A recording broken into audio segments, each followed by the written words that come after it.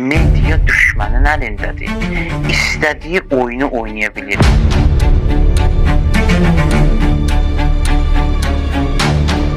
Fikir versiz bu günləri mediada, sosial şəbəkələrdə insanlara dostu düşmən kimi göstərirlər və düşməni də dost kimi göstərir. Onlardan biri də millətçilik ideologiyasıdır.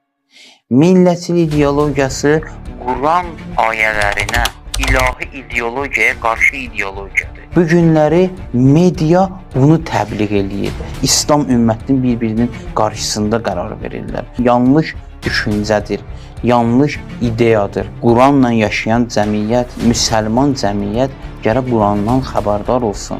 Peyğəmbərin dediklərindən xəbərdar olsun və ilahi ideologiyana yaşasın, cahil ideologiyana yaşamasın. Dinin dərinliyindən məlumatı olmayan və yaxud da ki, dinin dərinliyinin məlumatı olan şəxsdən dini öyrənməyən şəxslər belə bir medianın qurbanı olacaqlar. Digər İslam ümmətini özlərinə düşmən qərar verəcəklər və gələcəklər Yəhudini özlərinə dost qərar verəcəklər.